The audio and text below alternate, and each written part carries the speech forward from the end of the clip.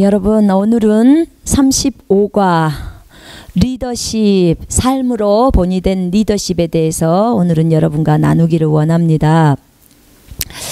예수님이 우리 거듭난 그리스도인 새 피조물의 모델이시지요. 그분이 모델이십니다. 진정한 스승이십니다. 진짜로 섬김의 본이십니다. 그렇습니다. 우리는 이 예수님의 모습을 보면서 예수님만 따라가면 됩니다. 그분이 어떻게 제자 훈련을 했는지, 그분이 어떻게 복음을 증거하셨는지, 그분이 어떻게 기적을 일으키셨는지, 또 그분이 어떻게 제자들에게 삶을 보여주셨는지, 정말 그분의 모습이 우리의 본이 되는 것입니다. 그래서 우리가 그분만을 보면서 따라가면 되는 것입니다. 그분은 우리의 진정한 멘토이시고 스승입니다. 그분은 섬기는 자로 오셨습니다. 이 땅에 섬기는 자로서 우리에게 섬기는 자의 본이 되셨습니다. 그래서 우리도 동일하게 예수님처럼 섬기는 자로서 이 땅에서 서야 합니다. 사복음서를 통해 그분이 어떻게 이 땅에서 리더 역할을 하셨는지를 알 수 있습니다. 첫 번째, 종이 주인보다 높을 수 없고 제자가 선생님보다 높을 수 없다고 성경은 말하고 있습니다. 이 말씀은 종이 자신의 주인보다는 높을 수 없고 제자가 선생님보다는 높을 수 없어요. 그러면 고난에 있어서도 똑같습니다. 고난이나 핍박에 있어서도 제자가 선생보다 더 많이 핍박을 받지 않습니다. 그러면 누가 더 많이 받아요? 선생님이 제자보다 더 많이 핍박도 받고 선생님이 제자보다 더 많이 고난도 받습니다. 우리가 예수님보다 더 많이 고난을 받을까요? 그렇지 않아요. 예수님이 스승이기 때문에 이 말씀에 보면 제자가 스승보다 높을 수 없다고 말합니다. 그렇습니다. 고난이나 핍박에 있어서도 주님이 우리보다 더 많이 받으셨습니다. 종이 주인만큼 되고 제자가 선생만큼이면 충분하다고 말씀하고 있습니다. 이러면서 뭘 배우게 되냐면 겸손을 배운다고 했습니다. 마태복음 10장 24절부터 25절 보시겠습니다. 마태복음 10장. 마태복음 10장. 마태복음 10장 24절. 25절. 제자가 그 선생보다 또는 종이 그 상전보다 높지 못하나니 제자가 그 선생 같고 종이 그 상전 같으면 조카도다. 그렇죠? 예, 그렇게 말씀하고 있습니다. 이렇게 그 겸손을 배우게 되는 거죠. 겸손에 대해서는 뒤에서 설명하겠습니다. 자, 인자가 온 것은 섬김을 받으려는 것이 아니요 오히려 섬기려 왔고 많은 사람을 위하여 자기 생명을 대속물로 몸값으로 주기 위해 오셨다라고 마태복음에 나와 있습니다. 여러분, 아까 말했던 겸손, 자, 주님이 이렇게 말씀을 하시더라고요. 사랑은 굳어있는 그 사람의 마음을 풀어준대요. 모든 사람의 마음을 녹이는 게 사랑이래요. 그러면 사랑은 그렇고 그 다음에 온유라고 말씀하셨죠. 온유는 자기를 내리는 거라고 했습니다. 겸손도 자기를 내리는 거라고 했어요. 그러면서 이 땅에서 섬기는 자가 하늘나라에서는 가장 큰 자라고 설명하셨습니다. 여러분, 온유, 겸손은 동일한 말입니다. 이 온유라는 미크라는 뜻은 우리가 밀 있잖아요. 밀이 굉장히 거친데 그 밀을 분쇄기에다 넣어서 갈아버리면 완전히 부들부들한 밀가루가 되잖아요. 근데 여러분, 밀가루 만지면 굉장히 부드럽지 않아요? 예, 굉장히 부드럽습니다. 밀가루는 굉장히 부드러워요. 그러면 밀가루가 밀이 밀가루가 되기까지 얼마나 많은 과정에서 부셔졌겠습니까? 정말 자기를 깨뜨리는 그 밀의 입장에서 보자면 너무나 아팠을 것입니다.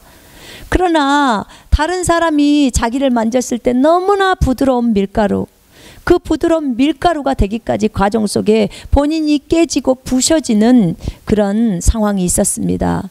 그러나 최종적인 결론은 너무나 부드러워서 다른 어떤 사람도 그 밀을 만졌을 때 예전에 그 거칠한 밀이라고는 생각할 수 없습니다. 그렇습니다. 다른 사람에게 참으로 유익을 줍니다. 이렇게 겸손이나 온유는 같은 말인데, 겸손이나 온유라는 말은 자신이 다 부서져 버려서 자기를 다 내린 사람, 자기를 부인한 사람, 자기가 다 깨져버린 사람, 이 사람을 겸손한 사람, 온유한 사람 이렇게 말합니다. 성경에 보면 지면에서 가장 온유했다고 말하는 모세, 그는 겸손한 사람이에요. 자기 생각이 없는 사람, 오직 주님이 명령하신 대로 그대로 순종하는 사람. 주님이 너 여기 가라 그러면 싫은데요, 저는 거기 가기 싫어, 이렇게 말하면 자기 생각이 있는 거죠. 그죠? 그러나 너 거기 가거라. 예 주님 제가 가겠습니다. 너 그런 일을 해라. 예 주님 제가 그렇게 하겠습니다. 이런 사람은 겸손한 사람이에요. 온유한 사람이에요. 자기 생각이 없는 사람이에요. 이런 사람을 섬기는 자라고 말합니다. 자, 인자가 온 것은 섬김을 받으려는 것이 아니고 오히려 섬기러 왔고, 많은 사람을 위하여 자기 생명을 대속물로 몸값으로 주기 위해 오셨다고 말씀하셨습니다. 예수님은 섬기는 자이십니다. 그분은 섬기는 자이십니다. 섬김을 받는 자가 아니에요, 여러분.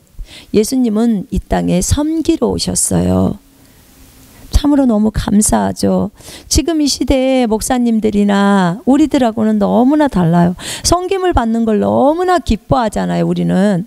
근데 예수님은 섬기려고 왔어요. 종으로서. 종으로서 우리 피조물들을 섬겨주러 온 거예요. 참으로 우리에게 본이 되시는 분입니다. 자, 세 번째, 누구든지 으뜸이 되고자 하는 자, 크게 되고자 하는 자는 너희의 종이 될 것이요, 섬기는 자가 될 것이요. 종은 섬기는 자잖아요. 주인이 음식 먹을 때 옆에서 서서 섬겨주잖아요. 그죠? 네. 누구든지 크게 되고자, 으뜸이 되고자 한다면 그 사람은 너희의 종이 된다는 거예요. 섬기는 자가 될 것이요. 너희 가운데 가장 큰 자는 너희의 종이 되어야 하리라. 아멘. 세상의 방법과는 너무나 다릅니다. 여기 마태복음 23장 11절에서 여러분, 세상의 방법은요, 세상의 방법은 어떻게 합니까? 군왕이 어떻게 돼요? 섬김을 받죠. 그죠? 군림하면서 다른 사람들을 억압하고 그 사람들로부터 섬김을 받습니다. 그러나 우리 그리스도인들은 이 모든 피조물의 통치자입니다. 우리 그리스도인들이 모든 피조물의 통치자임에도 불구하고 우리는 어떻게 돼요? 섬겨요. 섬기고 있습니다. 주님의 통치 방법은 섬김이에요. 섬김. 이 세상의 방법하고는 너무 달라. 세상은 왕이 어떻게 군림해요. 그리고 그들을 다스릴 때 억압하면서 다스리죠. 그러나 하나님이 우리에게 다스리라고 하는 이 다스림은 섬김의 다스림이에요. 이 삶으로 본이 되는 리더십인 거죠. 그죠? 자, 세상과 그래서 너무나 다릅니다. 우리 그리스도인들이 세상에서 무슨 짱을 하거나 아니면 교회에서 어떤 것을 맡았을 때도 항상 섬기는 자로서 그들을 도와주는 역할들을 합니다. 그러니까 만약에 세상에서 내가 뭐 회사에서 승진해서 부장이 됐다 또는 과장이 됐다 그러면 여러분 거기 있는 동료들을 섬기십시오. 그러면 그들은 더 그 부장님에게 더 잘할 수밖에 없어요. 정말 저분은 우리에게 본이 되십니다. 여러분, 섬기는 자는요, 휴지가 떨어져 있을 때 가서 줍습니다. 그래서 쓰레기통에 넣습니다. 그러나 그 회사에 그냥 직원은 가만히 내버려 둡니다. 이게 직원과 사장의 차이점이고 직원과 섬기는 자의 차이점입니다. 저들이 어떤 필요가 있을 때 가서 그 필요를 채워주는 자, 이게 종이고 섬기는 자예요. 만약에 부장님이 그렇게 했다 그러면 거기 있는 직원들은 정말 부장님께 너무 미안할 거예요. 그러나 그 마음속 안에서 참으로 깊은 존경심이 생겨요. 여러분, 우리가 누군가로부터 존경을 받는 것은 내가 부장이니까 이제 너희는 나를 존경해 이렇게 말해야 존경이 나옵니까? 아니에요. 여러분이 그 동료들을 섬겨줘 보십시오. 그들의 필요가 있을 때 여러분이 차를 한 잔 타다가 그 동료에게 한번 줘보십시오. 부장님이 차를 타다가 동료에게 커피 마시라고 주고 그러면요, 그 직원은요 너무 부장님한테 미안해해요. 정말 너무나 본이 된다는 거죠. 그지요? 예, 그렇습니다. 그래서 여러분, 정말 섬기는 자는요 정말 하늘나라에서 가장 큰 자라고 말하는 것입니다.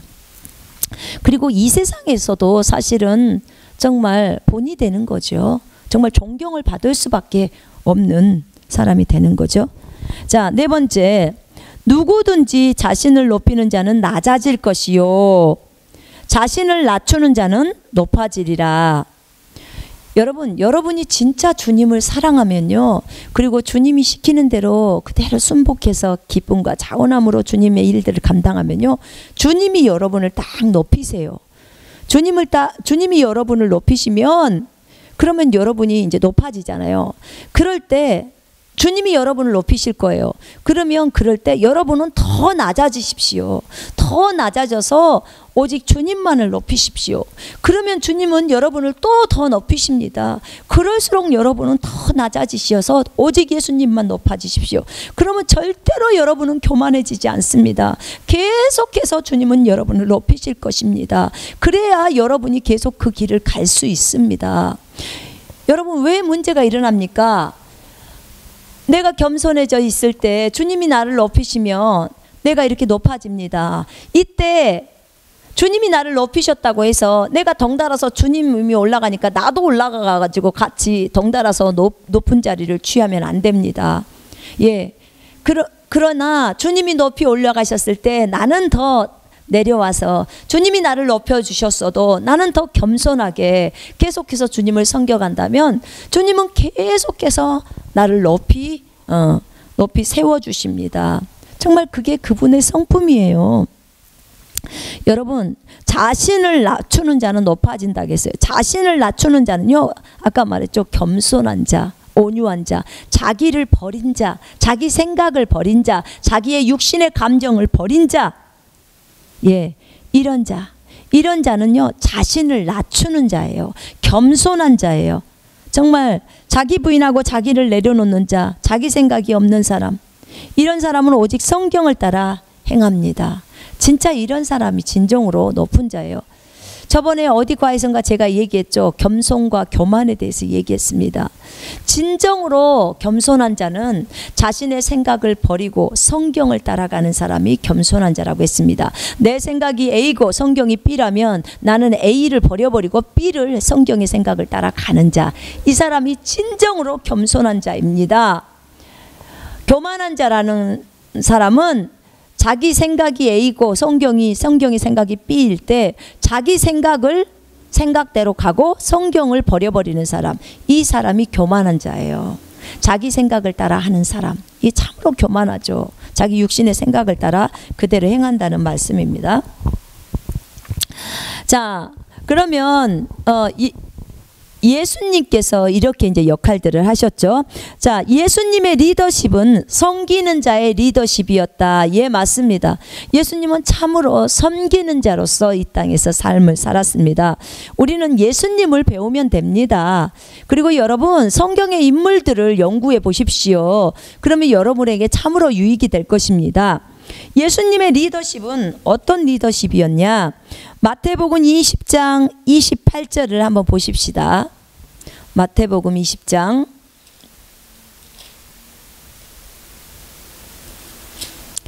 28절. 인자가 온 것은 섬김을 받으려 함이 아니라 도리어 섬기려 하고 자기 목숨을 많은 사람의 대속물로 주려 함이니라. 아멘. 자, 예수님은 섬김을 받으러 온 것이 아니라 섬기려고 오셨습니다. 자, 예수님은요 치유해 주셨습니다. 대가를 바라고 치유하셨나요? 아니요. 값없이 치유해 주셨습니다. 그리고 예수님은 가르치셨습니다. 아침이고 저녁이고 가르치셨습니다. 또 예수님은 복음을 전파하셨습니다. 자, 사역을 하실 때는 그분이 식사할 겨를조차도 없었습니다. 병자를 치유하실 때는요 종일 사역하셨습니다. 그들이 낫기를 원해서입니다. 정말 그들을 낫게 하려고 식사할 겨를도 없고 어느 때는요 정말 밤을 새서 이렇게 병자들을 치유도 해주셨대요. 그러니까 그 정도로 주님은 참으로 많이 이 땅에서 수고하셨습니다. 그게 섬김입니다. 여러분 쉴 수 있어요. 자, 중보 기도자들을 한번 생각해 보실래요? 여러분 쉴 수 있어요. 나도 평안히 밤에 잠을 잘 수 있어요.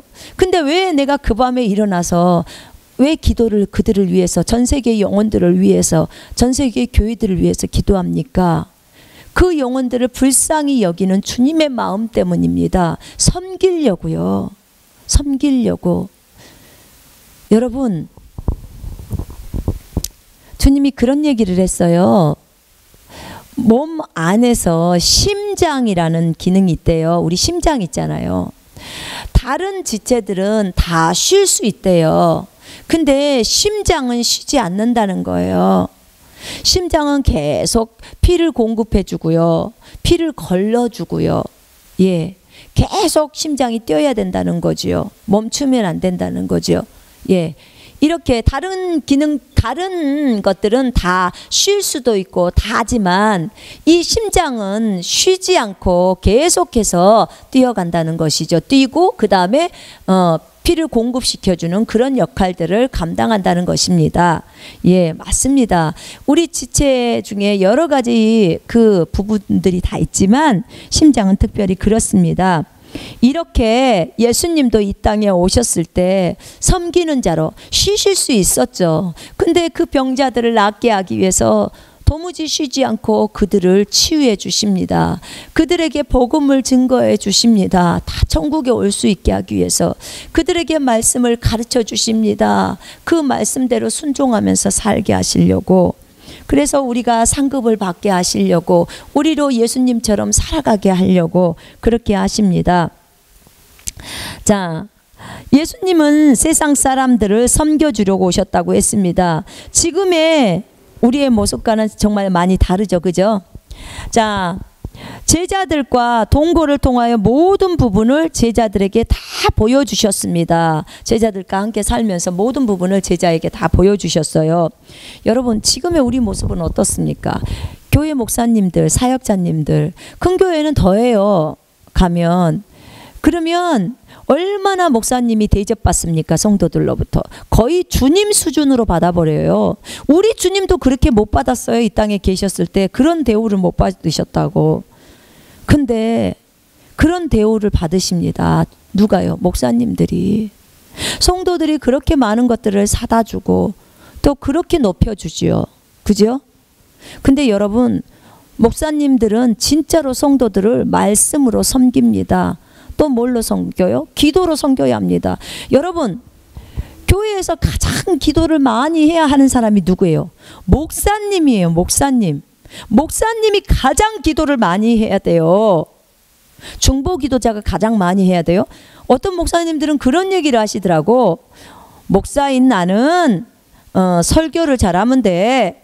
그리고 기도는 중보 기도자가 하면 돼. 여러분 틀렸습니다. 정말 틀렸어요.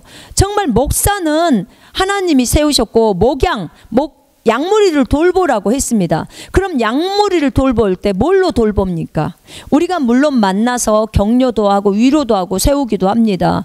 그러나 여러분 예수님의 삶을 보십시오. 예수님이 낮에는 하나님의 말씀을 가르쳤고 저녁에는 와서 그 양무리들을 위해서 늘 아버지 앞에서 기도하셨습니다. 아버지 저들의 믿음이 떨어지지 않도록 주님 도와주십시오. 하나님 저들의 믿음이 굳건하게 세워져서 이 믿음의 좁은 길을 끝까지 갈 수 있도록 도와달라고 그렇게 기도했습니다. 또 저들을 악으로부터 보호해 주시도록 기도했습니다.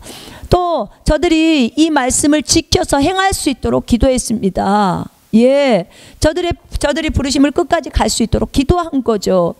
여러분 이렇게 예수님이 기도했기 때문에 저들이 세상으로 나가지 않고 자기의 모든 돌들을 다 내려버리고 그리고 하나님께로 달려 나올 수 있었던 것입니다. 아버지 하나님 앞에 늘 기도했어요. 여러분 목자인 우리는 목사님들은 늘 양무리들을 위해서 양무리 이름 하나하나 불러가면서 날마다 기도해야 합니다.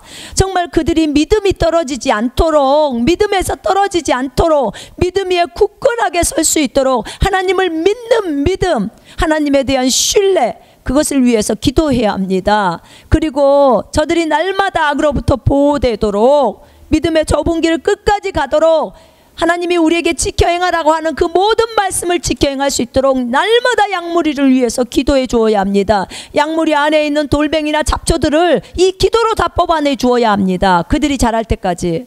예, 목사님들 그거 하라고 예수님께서 목자를 세워놓은 거예요. 목동으로 세워놓은 것입니다. 그래서 목사님들이 열심히 기도하셔야 합니다.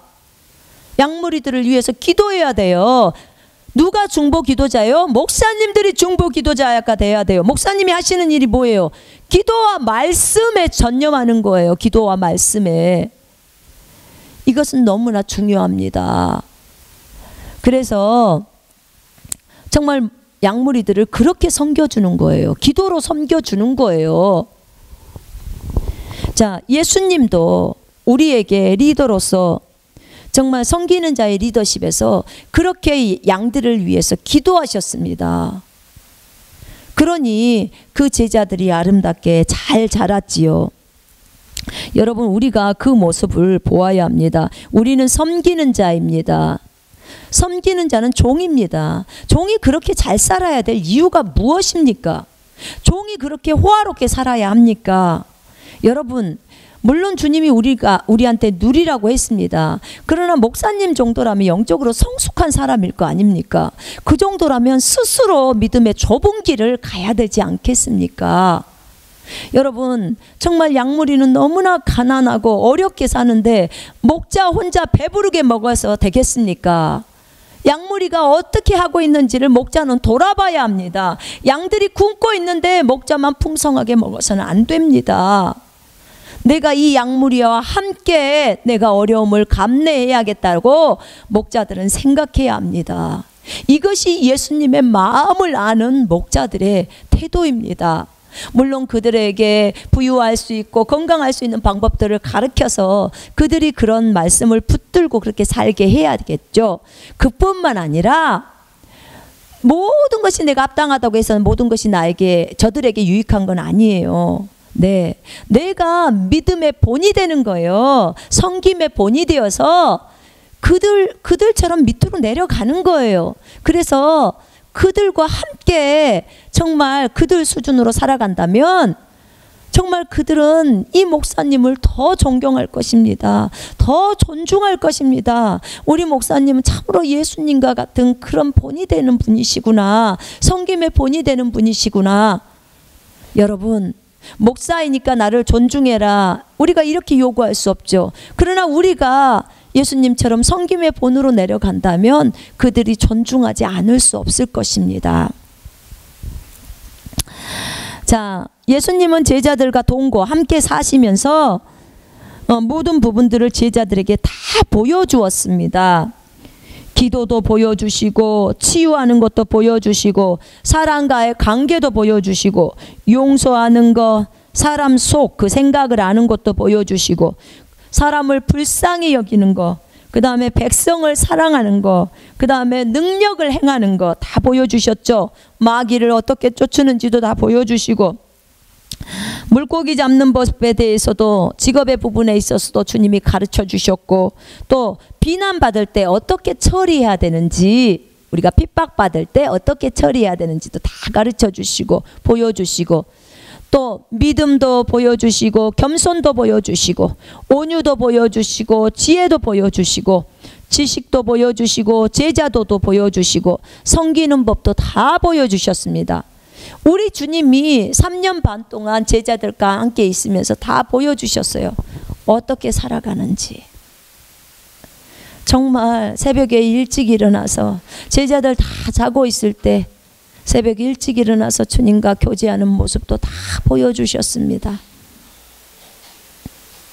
정말 제자들을 먹이시려고 그렇게 하시는 모습들도 다 보여주셨습니다.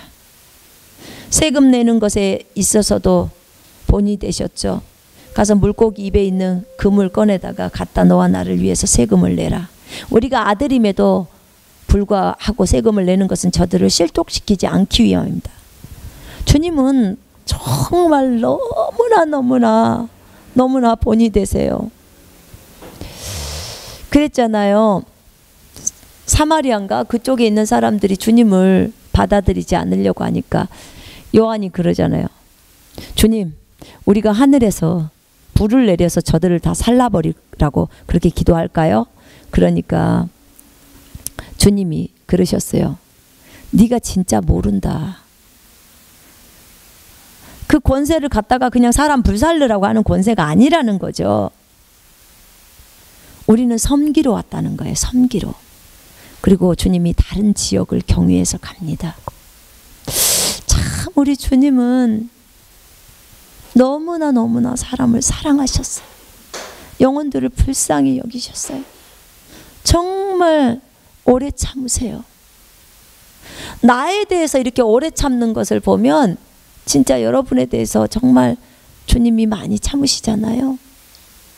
나 같은 사람도 주님이 참으셨는데 여러분에 대해서는 얼마나 더 잘하시겠습니까? 그 주님은 우리에게 참으로 본이 되십니다. 제자는 스승에게 순종해야 합니다. 맞지요?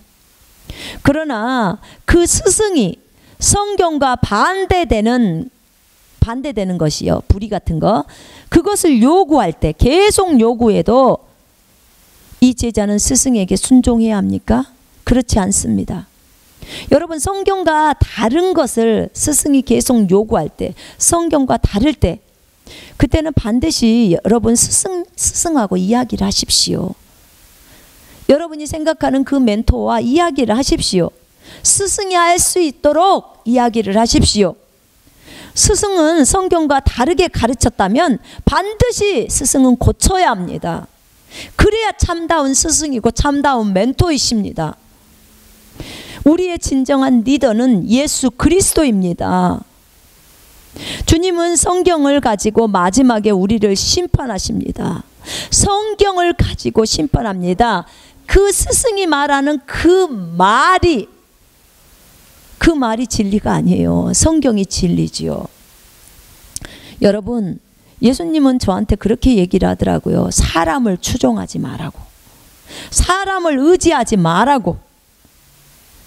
사람을 너의 길잡이로 두지 말라고. 예수님이 우리의 길잡이라고 말씀하십니다. 예수님은 나는 길이요 진리요 주님이 길이세요. 그분이 길잡이가 되셔서 우리를 인도하십니다. 그분이 우리의 길잡이십니다. 사람이 아니에요. 여러분 지금은 우리가 어릴 때는 사람을 스승으로 둬서 그분을 따라가지만 여러분이 조금만 성장하면 사람에 대해서 실망하게 돼요. 그래서 오직 우리의 스승은 예수 그리스도입니다. 그분이 눈에 보이지 않지만 성경 안에 계시지 않습니까? 그리고 우리가 기도할 때 그분이 말씀하시지 않습니까? 예, 그분은 살아계시기 때문에 다 지시하십니다. 성경을 통해서 또 우리 안에서 환상을 통해서 꿈을 통해서 예, 영적인 음성으로 생각으로 다 지시하십니다. 예수님이 진정한 우리의 리더이시고 멘토이십니다. 하나님만을 의지하십시오. 저는 참 감사하게도 이 주님을 의지하는 법을 일찍이 배웠습니다. 그런데 주님을 자꾸 주님께 의지해서 주님께 묻다 보니까 그래서 더 빨리 성장할 수 있었던 것 같습니다. 사람의 방법이 아닌 하나님의 방법을 썼기 때문에. 그래서 늘 주님께 물었습니다. 사람의 말과 그 주님의 말이 다르면 저는 사람의 말을 여지없이 버려버립니다. 그리고 주님의 말을 따라갑니다. 성경만을 의지해 갑니다. 그러다 보니까 사람한테 욕도 먹어요. 예, 그 사람하고 얼굴도 붉히게 돼요. 네가 그럴 수가 있느냐. 근데요, 주님이 어떨 때 그럴 때 요구하실 때가 있어요. 너 그 단체에서 나와라. 그러면요, 주님 저 나가기 싫은데요. 근데 나와라. 그러면 나가야 합니다. 제가 2013년도 그때 마지막 달 때쯤 돼가지고 저희가 이제 그 나이지리아에 있는 그 크라이스트 엠버시라는 그곳에서 함께 일을 했습니다. 근데 그곳에 저희가 그 단체에서 이제 중국 팀이었어. 중국 대표였는데 저희가 한국에 있는 그 교회와 연결돼 가지고 이제 사역을 했습니다. 단체가 워낙에 크기 때문에요. 참 한국에 있는 그 목사님과 사모님을 참 좋아했어요. 저희가 그분들 또 사랑이 너무 많으시고 참 잘해주시고 그래서 참 감사했습니다. 그분들도 주님을 사랑하시는 분들이고 또 단순하신 분들이고 그래서 참 좋으세요. 근데 이제 사역을 하는데 약간의 트러블이 있었습니다. 그런데 주님이 어느 날 기도를 하는데 저한테 그곳에서 나오라는 거예요. 네가 누구를 위해서, 저한테 그랬어요. 네가 누구를 위해서 교회를 개척하느냐. 왜냐면 그 다음 해에 저희가 교회 개척을 하는 게 참 쉬웠어요. 중국에서. 제가 그해 16개까지 교회를 개척을 했었거든요. 근데 너무 재밌는 거예요. 곳곳에다 교회를 개척하는 것이. 그리고 리더들을 세우고. 그러니까 교회 개척이 어렵다. 저에게는 이런 생각 자체가 없어요. 왜냐하면 믿는 자는 모든 것을 할 수 있다는 이 생각이 가득 차 있기 때문에. 그리고는 이제 그 다음에는 더 큰 목표를 가지고 더 많은 교회 개척을 위해서 이제 나가는데 주님이 저한테 그래요. 네가 그 나이지리아 본부에 있는 그 목사를 위해서 교회 개척을 하냐? 아니면 네가 한국에 있는 그 목사에게 잘 보이기 위해서 그 목사를 위해서 네가 교회 개척하냐? 딱 이렇게 두 가지를 말을 하는 거예요. 저한테 질문하는 거예요. 근데 그 말이 굉장히 무섭게 제 안에서는 들려왔어요. 그리고 저는 심각하게 그것을 고민하기 시작했어요. 아, 진짜로 그분들한테 잘 보이고 싶어하는 제 마음이 있었어요. 진짜로. 또 그분들이 또 훌륭하셨고요. 어떤 부분에서는 참 열심히 하신, 주님 나라를 위해서 열심히 하려고 애쓰시는 분들이기 때문에 그랬죠. 그냥 저를 점검하기 시작하는 거예요. 근데 여지없이 그게 있는 거예요. 벌써 사역이 우상화되어 있는 거죠. 근데 그때쯤 주님이 저한테 그 단체에서 나오라는 거예요. 아니, 주님, 이 단체에서 나오면, 아, 그래요, 좋아요. 그러면 나이지리아에 있는 그 본부에서는 제가 나올게요. 근데 한국에 있는 파송교회에서는 나오지 않을게요. 저는 그분들 사랑하고 그 교회도 사랑하고 좋은 분들이고 주님이 만나라고 주님이 붙여줬잖아요. 그래서 저희가 들어갔잖아요. 그리고 그분들이 받아주셨고 그래서 몇 년 동안 사역을 잘했는데 이렇게 또 나오라고 하십니까? 그랬더니 나와라 그러시는 거예요. 내가 붙여서서 너희가 들어갔다. 이제 내가 나오라고 하면 나와야 한다. 나올 시기가 돼서 나와야 한다는 거. 아니 주님, 이러면 관계가 너무 어려워지고 나는 그분들 좋아한다니까요. 나는 그분들과 함께 이렇게 사역하는 걸 너무 기뻐요. 그랬는데 나오라는 거예요. 그래서 제가 그랬어요. 주님, 우리가 나오면 당장에 이 성경학교를 온라인으로 그때 전중국이 하고 있었거든요. 그럼 이 학생들은 어떻게 될 것이며 지금 공부를 하고 있는 상태고 그 다음에 올라온 성경학교를 그 고생해갖고 그 교정 보고 번역 작업한 거 다 교정 봐서 그렇게 해서 다 작업해서 온라인으로 다 만들어 놨는데 이 성경학교를 이 신학교를 이렇게 이제 멈추면 어떻게 될 것이며 또 누구한테 이것을 넘기는 것이고 그 다음에 우리가 하고 있던 큐티집이나 이런 것들도 다 이제 찍지 못하는데 이 너무 그 손해가 너무 많은 데다가 이걸 어떻게 해야 될지를 갑자기 막 어찌해야 될지를 모르겠는 거예요. 그래서 주님 좀 보류하시면 안 되겠습니까? 뭐 이런 얘기도 주님하고 얘기를 해보고 주님 어떻게 해야 합니까? 그랬어요. 그리고 이제 당장 거기서 나오면 우리가 그 한국교회에서 받는 그런 돈들도 많이 있는데 그 저희한테 이제 사역비 오는 저희 선교사비 오는 것도 많이 있는데 그것도 일순간에 끊기지 않겠습니까? 그것도 받지 말라고 하는 거예요. 저희한테. 그러면서 안전히 그 단체에서 나오라는 거예요. 파송회사에서도 나오라는 거죠. 와, 주님의 요구가 너무 큰 거예요. 그래서 주님의 말씀대로 이제 그렇게 했어요. 그렇게 해서 이제 그렇게 한국에다 말씀을 드렸죠.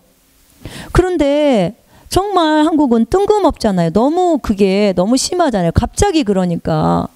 참 정말 주님의 명령을 따라갈 때는요 어려움이 있어요, 여러분. 항상 주님의 명령은 무엇이든지 천천히 한다. 여러분 이거 안 통해요. 이거 영적으로 성숙해지면요 이거 이렇게 주님 인도 안 하세요. 그러니까 주님의 인도 방법이 각 사람마다 다 다르고요. 영적인 수준마다 달라요, 여러분. 근데 주님이 저한테 그래요. 네가 진짜 나를 두려워하느냐? 예, 제가 이렇게까지 물어봤어요. 주님 진짜 맞아요? 주님 맞아요? 하나님 맞아요? 그랬더니 주님이 창세기 22장을 펼치라고 말씀을 주셨어요. 그러면서 아브라함은 전혀 의심하지 않았다는 거예요. 가서 번제물로 아들을 바치라고 할 때도 여호와라는 걸 의심 안 했다는 거예요. 그러니까 너무 많은 것을 저한테 내리라고 하니까 제가 너무 황당해가 당황스러워서 진짜 주님 맞아요? 이렇게 말을 하는 거죠. 그래서 주님 앞에 알겠습니다. 이제 주님이라는 걸 몇 번을 제가 들은 거죠. 알겠습니다. 그렇게 하겠습니다. 그리고 이제 다 처리를 한 거죠.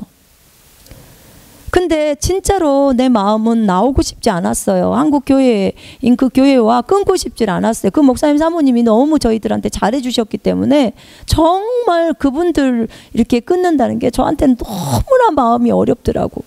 그렇게 어려울 수가 없었어요. 근데 주님이 딱 그러셔요.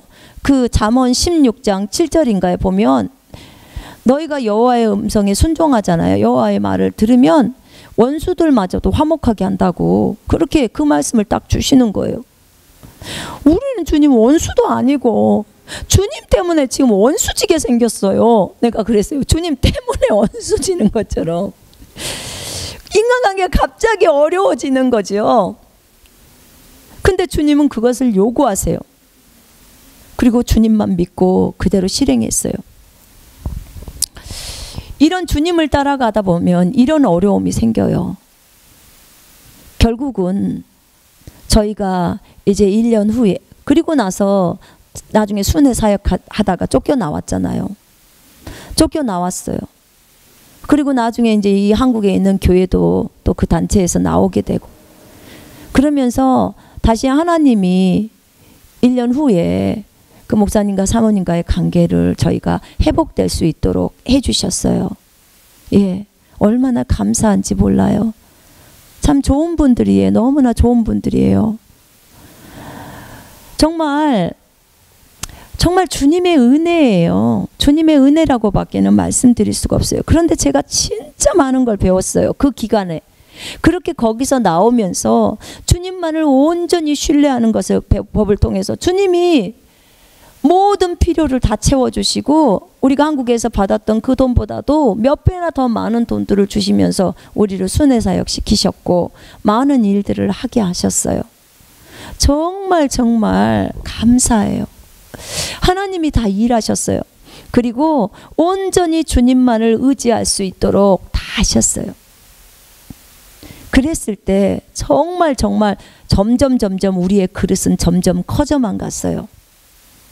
그리고 더 낮은 자의 위치에서 더 섬기는 자의 위치에서 그렇게 갔어요. 여러분 제가 영적으로 어릴 때는 제가 금식할 때 있잖아요. 하나님이 저를 그러니까 저희 가족들이 금식할 때는 뭐 밥 안 차려줘도 되잖아요. 금식할 때는 이제 제가 혼자서 조용히 하루 동안 금식하니까 음식 해놓기만 하면 본인들이 차려서 먹잖아요. 근데 제가 한국에 나와서 40일 금식을 하는데 세상에 주님이 저한테요. 남편은 그때 서울에 있었고 저는 목포에 있었는데 저랑 저희 아들이랑 목포에서 이제 있었는데 저한테 10일 정도 넘으니까 남편 내려오게 해라 다 그러는 거예요. 네? 그랬더니 남편을 내려오게 해서 너랑 함께 있으면서 네가 남편 밥을 다 해줘라 그러시는 거예요. 그래서 제가 그랬어요. 주님 저 금식 중인데요. 주님이 시켜서 저 금식하고 있잖아요. 그랬더니 그러니까 네가 남편의 밥을 해줘야 한다 그래요. 그 제가 깜짝 놀랐어요. 그래서 주님이 이래요. 네가 영적으로 어릴 때는 내가 너한테 금식 중에 밥해서 가족들 섬기라고 안 했다는 거예요. 근데 네가 영적으로 성숙을 향해서 가기 때문에 영적으로 성숙한 자는 섬기는 자야. 오히려 금식을 안 하고 있는 그를 밥을 해서 대접하라는 거예요. 섬기라는 거예요. 그래서 남편을 목포로 오게 해서 제가 금식하면서 밥을 해줬어요. 40일 동안. 그 밥을 받아먹는 우리 남편이 얼마나 어려웠겠어요. 한 끼 먹었죠. 남편은 한 끼 먹고 대충 과일이나 이런 것들로 때웠죠. 왜냐면 제가 안 먹으니까 어떻게 미안해서 그러죠. 근데 여보 이거는 주님의 명령이니까 드셔야 합니다. 그러면서 밥을 해줬는데 와 그 기쁨은요. 이루 표현이 안 되더만요. 금식할 때 밥을 해서 남편을 섬긴다는 것은요. 와, 이 기쁨은요. 내가 어떤 날 복음을 전해갖고 그 영혼이 거듭나서 영접 기도할 때 있죠. 그 기쁨처럼 그 기쁨이 성령님이 주시더라고요. 저한테 그 기쁨을. 남을 섬길 때 주시는 기쁨이에요. 그게. 그렇게 행복할 수가 없어요. 내가 그 밥하면서 배가 다 불러버려요. 네. 얼마나 기쁜지. 그러니까 우리가 영적으로 성숙하면 성숙할수록 하나님이 우리가 더 영적인 생활을 영적인 생활 만약 금식한다 그러면 금식할 수 있도록 조용히 내버려 두냐? 그러지 않아요. 너 금식할 거 다 하면서 다른 사람 섬기라는 거예요. 너 금식하면서 설교하고 다 하라는 거죠. 예. 성숙한 자에게 요구하시는 것이 다릅니다. 영적으로 어린 자에게 요구하시는 것이랑 달라요. 영적으로 성숙한 자에게 더 요구하시는 게 뭘까요? 섬김이에요. 섬김. 우리 예수님이 이렇게 하셨잖아요. 그죠? 정말 우리가 성경과 성령님만을 의지합니다. 예수님이 진리이시기 때문에 그분과 그분의 말씀만을 따라가면서 진리 가운데 계속 머물러 있어야 합니다. 그렇습니다. 우리의 진정한 멘토는 주님이십니다. 예수님이시라면 어떻게 하셨을까요? 주님이시라면 어떻게 하셨을까? 항상 내 질문이에요. 제가 예전에 중국에서 여기저기에 여기저기 지역을 가서 집회를 하거나 할 때 제가 큐티집을 갖고 갔었어요. 큐티집도 갖고 가고 그랬었는데 책도 나눠주고 했는데 주님이 그것을 다 끊고 나서 오직 성경만 가지고 가라 딱 하셨어요. 오직 성경만 가지고 갔어요. 그러니까 그 전에 은사나 이런 부분들을 받지 못하던 곳에서도 다 받아들이더라고요. 얼마나 감사했는지 몰라요. 그러니까 하나님의 명령에 따라 가면 다 하나님이 나머지는 처리하시더라고요. 왜냐하면 주님이 우리의 스승이시기 때문에 그래요. 자, 우리가 다른 사람을 가르치는 스승이든 아니면 배우는 제자든 간에 우리는 모두 예수님의 제자입니다. 예수님만이 우리의 진정한 주인이시고 선생님임을 우리는 잊지 말아야 합니다. 그죠? 자, 동고를 통해서 삶에서 본이 되는 스승이 참 스승이 됩니다. 동거는 직접 같이 사는 거예요. 우리가 일주일에 한 번 목사님과 또 성도들이 만나는 거, 또 일주일에 2번 만나는 거, 잠깐 몇 시간 만나는 것과 아예 집에서 같이 사는 것은 다릅니다. 자녀들이 부모를 인정해 주었을 때, 존경할 때 그 부모는 참으로 삶이 아름다운 것입니다. 그러는 것처럼 스승과 제자가 함께 삶을 살면서 그 스승을 삶 속에서 존경한다는 것은 그 스승의 삶이 너무나 아름답기 때문에 그렇습니다. 우리 예수님의 삶이 너무 아름답죠. 우리가 함께 살다 보면 모든 허물이 다 보입니다. 예, 그렇습니다.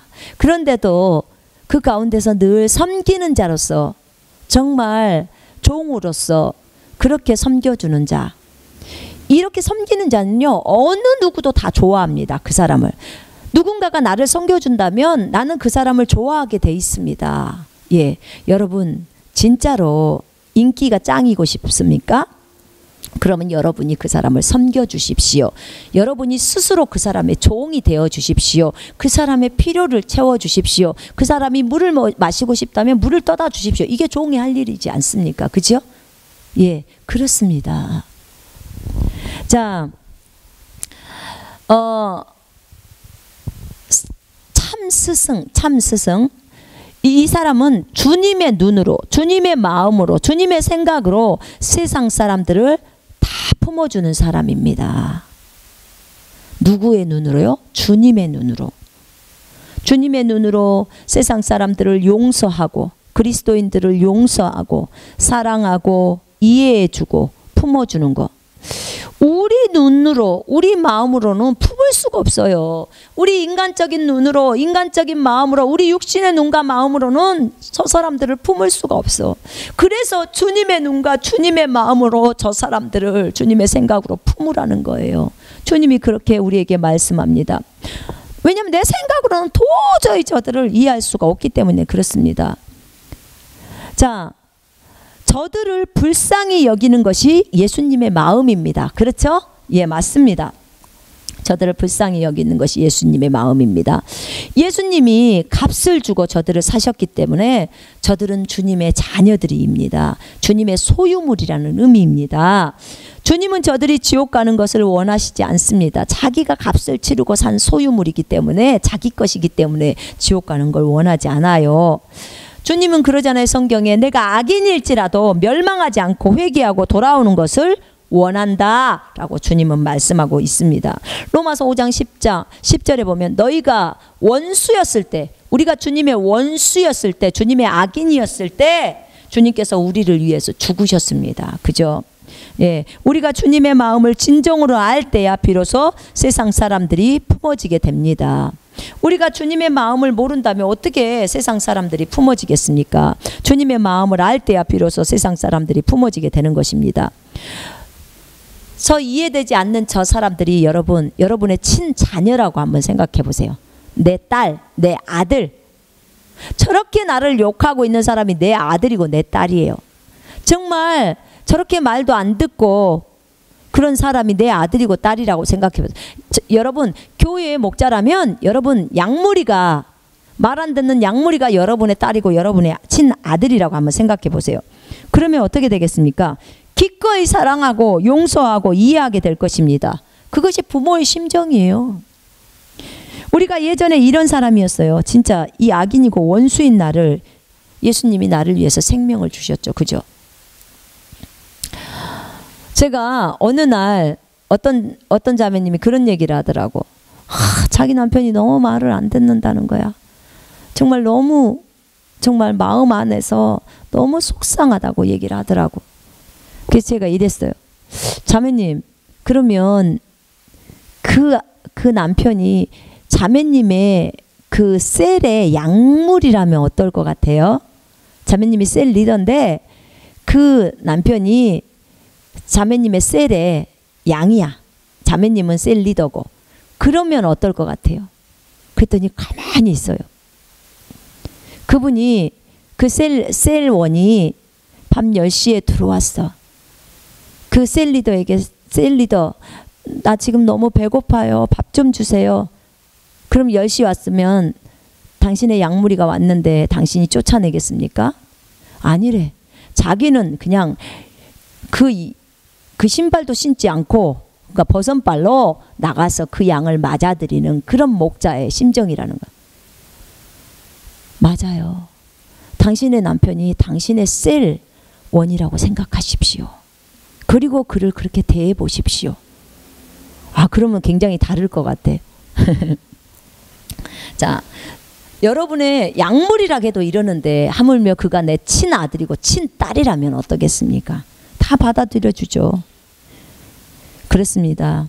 우리가 예수 그리스도를 깊이 묵상해야 돼요. 우리가 악인이고 원수였을 때 우리를 사랑해서 자신의 생명을 내주신 그분을 많이 묵상해야 합니다. 예수님이라면 어떻게 하셨을까? 항상 생각해야 돼요. 예수님이라면 이 남편은 어떻게 대했을까? 예수님이라면 저 약물이를 어떻게 하셨을까? 이럴 때 예수님이라면 저 약물이를 어떻게 대하셨을까? 그게 답이에요.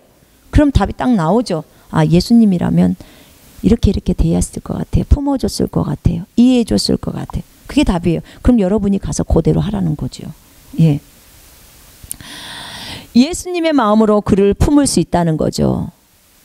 주님은 저에게 말하더라고요. 네 마음을 넓혀라. 네 그릇을 키워라. 너희들은 나에게 늘상 기름 부음을 더 많이 달라고 구한다. 그래, 나도 너희들에게 기름 부음을 많이 부어준다.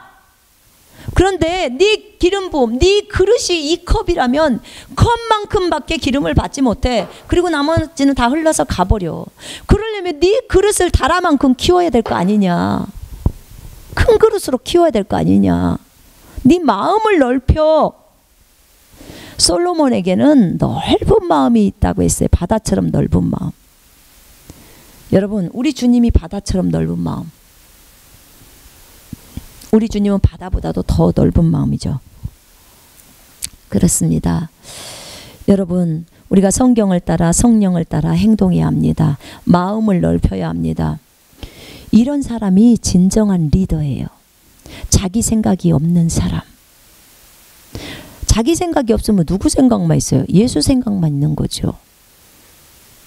여러분, 이 컵에 내 생각이 30% 있으면 나머지는 예수 생각이 70% 있는 거예요. 나라는 존재는 그렇게 생겼어요. 내 안에 주님이 계시지만 아직도 내 육신의 생각이 30% 있다면 예수님의 생각은 70%예요. 내 안에서. 그래도 많이 작용한 거죠. 근데 내 생각이 10% 있다. 그러면 예수님의 생각이 90%예요. 그럼 내 안에 10%밖에 육신의 생각이 없는 거예요. 그러면 내 안에 육신의 생각이 0이다. 그럼 예수님의 생각이 100%죠. 그럼 이런 사람한테 주님이 뭘 못 맡깁니까? 다 맡기죠. 다 해요. 이 사람은 그대로 주님을 순종하면서 자기 생각이 없기 때문에 어떤 것을 맡겨놔도 전혀 자신의 욕심이나 그것을 위해서 쓰지 않아요. 이런 사람한테 주님이 능력이든 뭐든 다 줘버리죠. 싹 나가요.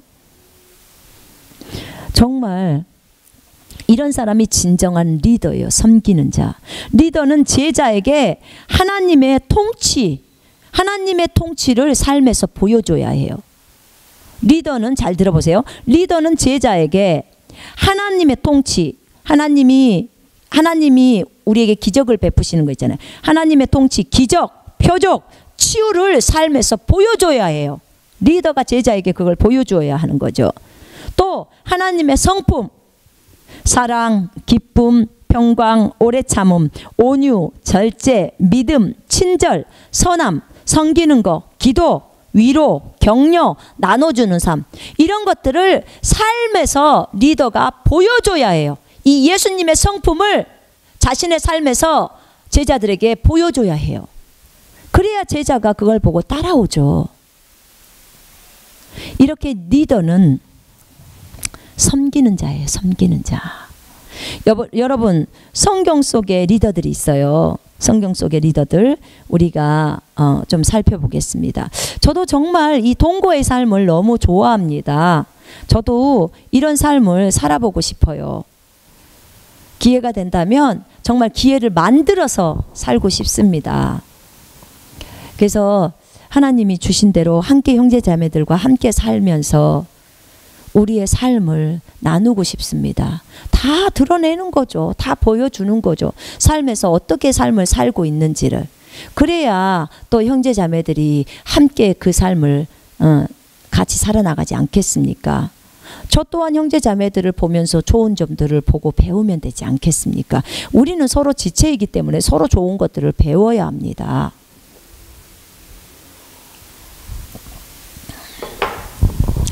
자, 성경 속의 리더들. 첫 번째, 모세가 나옵니다. 모세는 스승이었고 여호수아는 제자였습니다. 여호수아는 모세의 제자이기도 하고 모세의 종이기도 합니다. 이후에 이스라엘의 리더가 됩니다. 여러분, 이 모세가 여호수아에게 안수를 합니다. 신명기 34장 9절을 먼저 보십시다. 신명기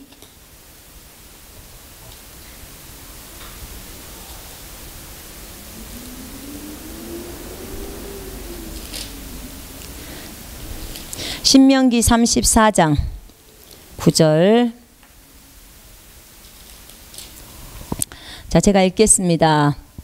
모세가 눈의 아들 여호수아에게 안수하였으므로 그에게 지혜의 영이 충만하니 이스라엘 자손이 여호와께서 모세에게 명령하신 대로 여호수아의 말을 순종하였더라. 아멘. 자, 여호수아의 말을 이스라엘 백성들이 순종했다는 거예요. 자, 이건 왜 그랬냐면 모세가 눈의 아들 여호수아 자기 종이었죠. 여호수아는 진짜 모세의 종이었어요. 종으로 있던 그에게 이제 모세가 죽기 직전에 이제 리더십을 이양해야 되잖아요. 이제 리더로 자기가 죽고 나면 이스라엘 200만의 백성들을 누가 끌고 가겠습니까? 그래서 리더를 세워야 하는데 하나님 누구를 세워야 합니까? 그렇게 물었더니 주님이 여호수아를 세워라 그래요. 여호수아는 종이었는데 종을 리더로 세우라는 것입니다. 근데 주님이 그렇게 말씀했기 때문에 모세가 여호수아에게 안수를 했어요. 그랬더니 그에게 지혜의 영이 충만하게 되는 거. 모세 위에 있던 영이 이제 여호수아에게 간 거죠. 전이가 되죠. 이스라엘 자손이 여호와께서 모세에게 명령하신 대로 여호수아의 말을 순종하였더라. 네, 이 여호수아 1장에 보면요. 여호수아 1장에 보면 이렇게 나와 있어요. 여호와의 종 모세가 죽은 후에 여호와께서 모세의 수종자 눈의 아들 여호수아에게 말씀하여 이르시되 내 종 모세가 죽었으니 이제 너는 이 모든 백성과 더불어 일어나 이 요단을 건너 내가 그들 곧 이스라엘 자손에게 주는 그 땅으로 가라. 내가 모세에게 말한 바와 같이 너희 발바닥으로 밟는 곳은 모두 내가 너희에게 주었노니 곧 광야와 이 레바논에서부터 큰 강 곧 유브라데스까지 해쪽 속의 온 땅과 또 해지는 쪽 대해까지 너희의 영토가 되리라. 네 평생에 너를 능히 대적할 자가 없으리니 내가 모세와 함께 있었던 것 같이 너와 함께 있을 것임이니라. 내가 너를 떠나지 아니하며 버리지 아니하리라. 강하고 담대하라. 너는 내가 그들의 조상에게 맹세하여 그들에게 주리라 한 땅을 이 백성에게 차지하게 하리라. 오직 강하고 극히 담대하여 나의 종 모세가 너에게 명령한 그 율법을 다 지켜 행하고 우로나 자로나 치우치지 말라. 그리하며 어디로 가든지 형통하리니 이 율법책을 내 입에서 떠나지 말게 하며 주야로 그것을 묵상하여 그 안에 기록된 대로 다 지켜 행하라. 그리하면 네 길이 평탄하게 될 것이며 네가 형통하리라. 내가 너에게 명령한 것이 아니냐. 강하고 담대하라. 두려워하지 말며 놀라지 말라.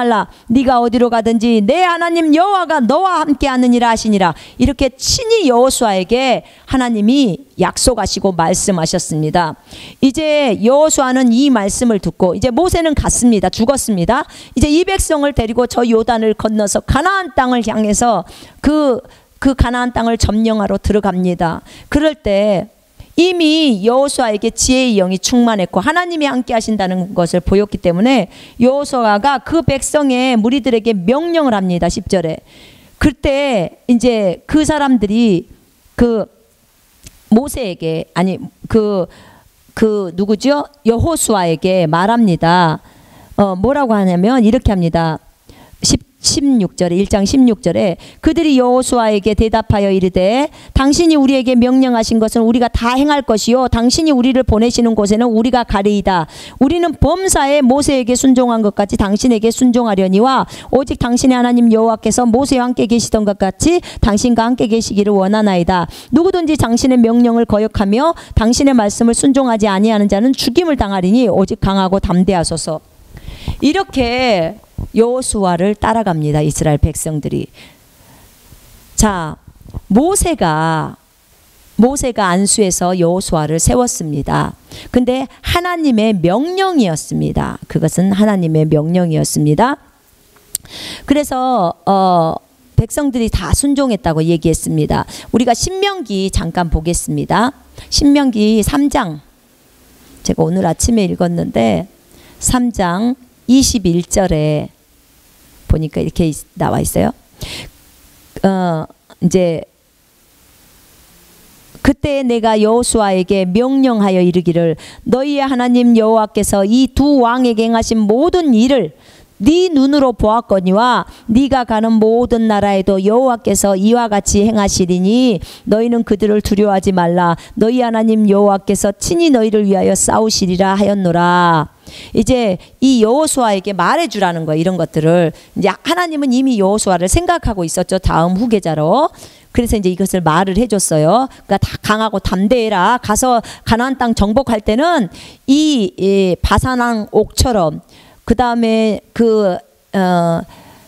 헤스본에 있는 시온왕처럼 그렇게 하나님께서 이 나라를 다 뺏어서 너희에게 주실 것이다 라고 하는 거예요. 그렇게 우리가 뺏은 것처럼 가나안 땅을 너희가 그렇게 점령할 것이니까 강하고 담대해라 이렇게 이제 얘기를 하는 거죠. 그뿐만 아니라 28절에 이제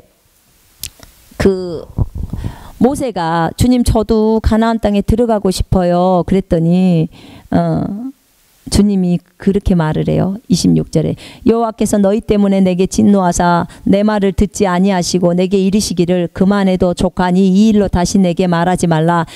이 일로 나에게 다시 기도하지 마. 너는 가나안 땅 못 들어가. 딱 얘기하시는 거예요. 그러면서 너는 비스가 산꼭대기에 올라가서 눈을 들어 동서남북을 바라보고 네 눈으로 그 땅을 바라보라. 너는 이 요단강을 건너지 못할 것이라. 대신에 가나안 땅을 보고 싶다니까 비스가 그 산 꼭대기에 올라가서 동서남북을 다 바라보게 하셔요. 그러면서 가나안을 다 보게 하십니다. 그리고 이제 28절에 그러죠. 너는 여호수아에게 명령하고 그를 담대하게 하며 그를 강건하게 하라. 그는 이 백성을 거느리고 건너가서 네가 볼 땅을 그들이 기업으로 얻게 하리라 하셨느니라. 자, 이렇게 여기에서 이제 모세라는 스승이 있고 여호수아라는 종이 있어 제자가 있지요. 그죠? 이 두 스승과 제자의 관계예요. 자, 그러면 이 신명기 32장 44절에서도 보면 모세와 여호수아가 같이 백성들에게 말씀을 말합니다. 같이 말해요. 그러니까는 어떻게든지 이제 이 사람을 리더로 세우기 위해서 이제 모세가 그렇게 하는 거죠. 또 신명기 33장 1절에서 하나님의 사람 모세에 대해서 나옵니다. 하나님의 성품을 나타내는 자, 온유한 자 모세. 자, 그렇게 나옵니다. 그러면 여기에서 모세라는 스승을 한번 보십시다. 물론 이제 여호수아는 참으로 이제 훌륭한 종이었죠. 종이었지만 우리가 여기서 먼저 모세를 먼저 보겠습니다. 모세는 참으로 온유한 자라고 말씀했습니다. 출애굽기 32장 11절로 14절이랑 30절 35절에 보면 모세는 중보자입니다. 참으로 중보자예요. 모세는 이스라엘 백성이 범죄했을 때요, 자신의 목숨을 걸고 하나님 앞에 나가서 그들을 위해 중보를 했습니다. 주님 차라리 나를 생명책에서 지우소서. 나를 지워버리라는 거예요. 이 백성을 살려주지 않을 것 같으면 나를 지우라. 왜냐하면 이 백성이 우상 숭배를 하니까 자기가 40일 동안 기도하고 산에서 내려와 이제 십계명 돌파 받고 내려오니까 모세야 너 가봐라. 네 백성 지금 우상 숭배하고 난리다. 이제 주님이 이렇게 얘기하는 거예요. 와 보니까 세상에 발가벗고 춤추면서 그 우상들에게 절하고 금송아지 만든 거예요. 자기 형 아론이. 그래가지고 그 우상 숭배를 하고 있는 상황이에요. 주님이 너무나 화가 나셔서 차라리 내가 저 백성 다 멸해버리고 너 모세 너를 통해서 내가 새로운 백성 만들겠다. 아니 돌둘러도 사람을 만드시는 분이 그거 못 만드시겠어요? 그러니까 모세가 그 주님께 엎드려서 중보기도 합니다. 주님 안 됩니다. 주님이 이 백성을 어떻게 이집트에서 데리고 나오셨는데, 주님이 크신 팔로 이 백성을 구원하셨는데 이제 주님이 능력이 없어서 이 백성을 다 죽였다고 다른 사람들이 그렇게 말할 것입니다. 주님 안 됩니다. 차라리 이 백성을 죽이실 것 같으면 나를 생명책에서 지우소서, 지옥 가게 하소서 하는 말 아닙니까? 그렇게 모세는 목숨을 내걸고 주님 앞에 기도했습니다. 이들을 용서해 달라고. 그랬을 때 주님이 알았다, 용서하겠다 하시는 거예요. 여러분, 저 같았으면, 제가 모세였으면요, 예전에 내 성품 같았으면 그러십시오 주님, 다 죽이십시오. 그리고 그럼 나로부터 시작해 주십시오. 그랬겠지요. 그러나 지금의 나의 모습은 다르죠. 저도 아마 모세처럼 그렇게 말하지 않았을까 싶어요. 근데 예전의 나라면, 욕심쟁이 나였다면 아마 그랬을 것입니다. 그러나 모세는 그렇게 하지 않았어요. 정말 이 백성과 함께 가기를 원했어요. 그래서 주님 앞에 그렇게 중보를 했습니다. 주님은 그 기도를 들으셨어요. 출애굽기 34장 28절에 35절에 보면 모세가 40일 금식 기도한 후에 얼굴에서 빛이 나버려요. 얼굴에 빛이 너무 나니까 이 빛 때문에 사람들이 모세를 보기가 두려운 거예요. 너무 그 거룩함 때문에. 그러니까 모세가 이 얼굴을 수건으로 가려요. 그리고 주님에게 나아가서 교제할 때는 수건을 벗고 주님과 교제하고, 또 백성들한테 나갈 때는 이미 주님을 만나고 오면 막 그 얼굴에서 빛이 나니까. 여러분, 아담 처음 창조했을 때가 아주 온통 빛 가운데 있었던 거예요. 아담이 영광과 존귀로 관을 썼잖아요. 그죠? 예. 모세는 얼굴에서 잠깐 빛이 나는 거예요. 그럼에도 불구하고 사람들이 모세의 얼굴을 보기를 두려워했는 거예요. 그렇게 거룩의 빛이 흘러나왔던 인물이에요.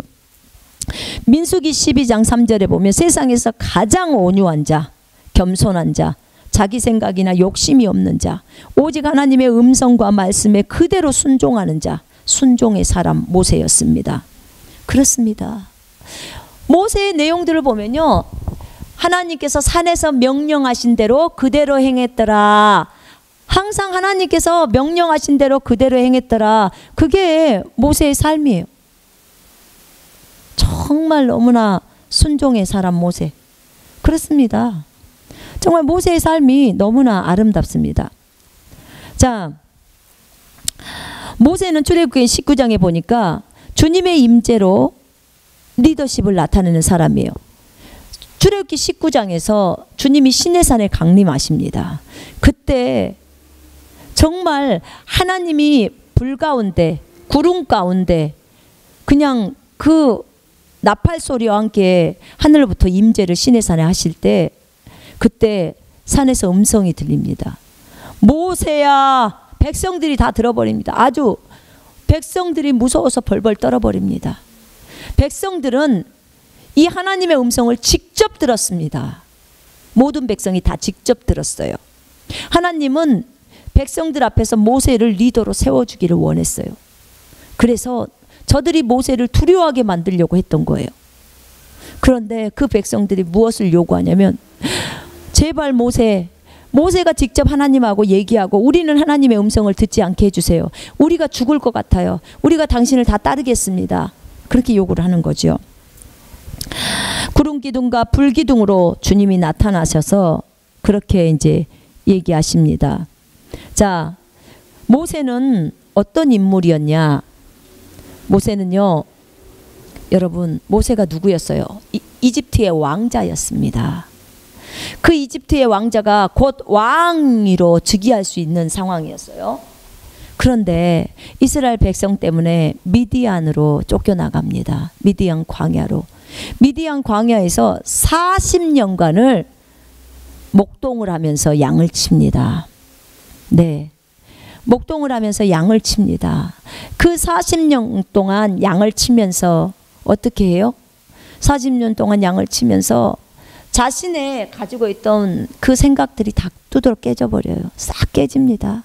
이집트 언어조차도 되도록 말하지 못하고 말이 어눌해집니다. 왕자였다니까요. 왕자. 이집트 왕자. 곧 왕이 될 수 있는, 너무나 잘 나가는 사람이었어요. 그죠? 네. 그런데 이 모세가 그 광야로 쫓겨가서 광야에서 이런 온유의 사람으로 이제 훈련이 되는 거죠. 그죠? 여러분, 자기를 부인할 때 모세가 자기 부인하는 것과 요셉이 자기 부인하는 건 달라요. 모세는 왕자였던 사람이 자기를 완전히 내려서 노예가 되는 거예요. 섬기는 자죠. 양을 치는 자가 되는 거니까. 그죠? 그것과 요셉은 왕자가 아니지 않습니까? 그죠? 그럼 요셉이 완전히 노예가 돼서 종이 돼서 섬기는 것과는 그래도 다른 거예요. 자기 내리는 것에 대해서는. 그래서 이렇게 왕자에서 내리는 것은 더 많이 자기를 부인하는 것이 필요했습니다. 맞습니다. 자, 이렇게 모세는 정말 겸손했습니다. 이렇게 하나님, 원래 하나님은요, 사실은 다 하나님은 계획에 따라 움직이십니다. 자신의 경륜을 다 세워놓으시고요.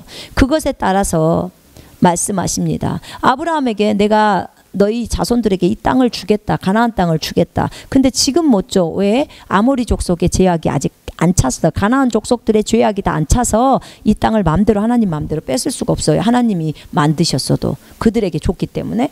그러면 아모리인의 죄악이 가득 차게 되면 비로소 다른 사람에게 이 땅을 줄 수가 있습니다. 예. 그래서 아모리인의 죄악이 다 차기까지 너희가 4대 만에 이쪽으로 다시 올 거야. 이 가나안 땅에 다시 올 거야. 그러면서 야곱 때 먼저 누구를 이주시켜요?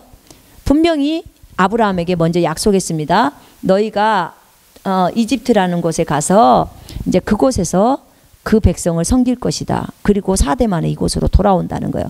그러니까 요셉을 먼저 이집트로 끌려가게 만들어서 이제 이집트의 총리가 되게 만듭니다. 그리고 야곱이랑 이 70명의 그 사람들을 다 이집트로 이주를 시킵니다.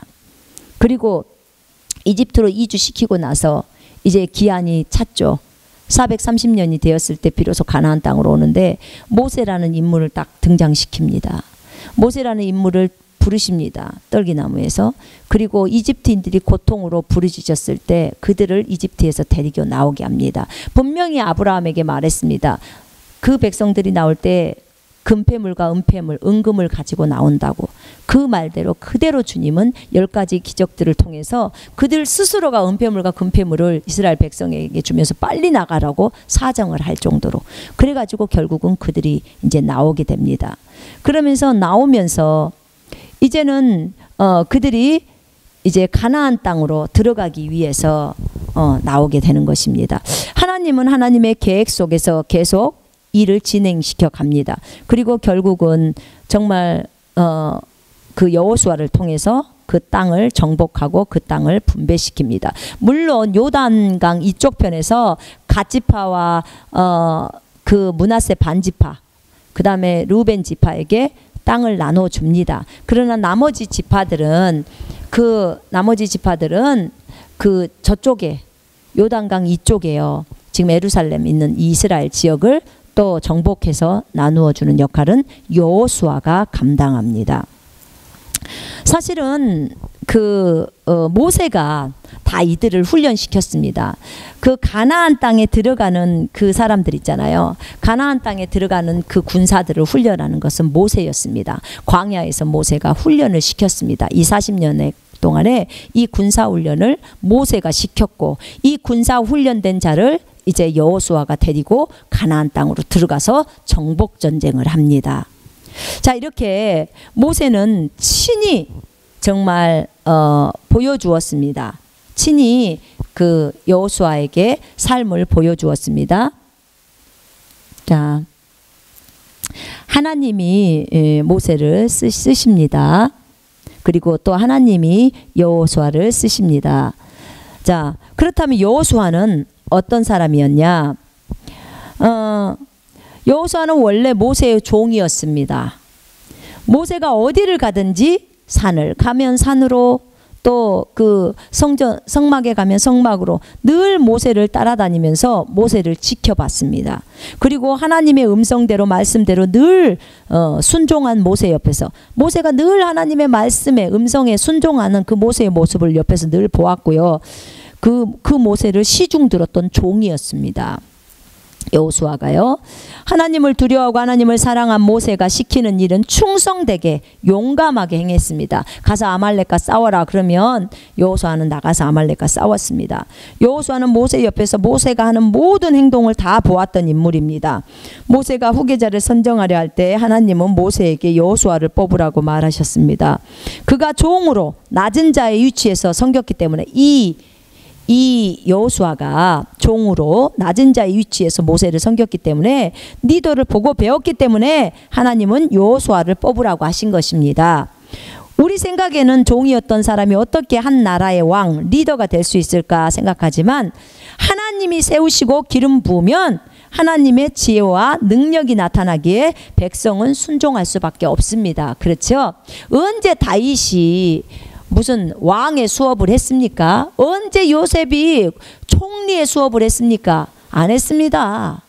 문제는 진짜 하나님의 마음을 가지고 하나님을 사랑하고 하나님을 두려워하며 백성들을 사랑하는 그런 사람이라면, 그런 마음만 있다면 하나님이 기름을 부으시고 지혜를 주시기 때문에 왕으로서 또 총리로서 다 할 수 있습니다. 문제는 내가 하나님을 사랑하고 그분의 음성에 철저하게 그대로 순종하느냐, 그리고 백성을 사랑하느냐, 그것이 문제인 것입니다.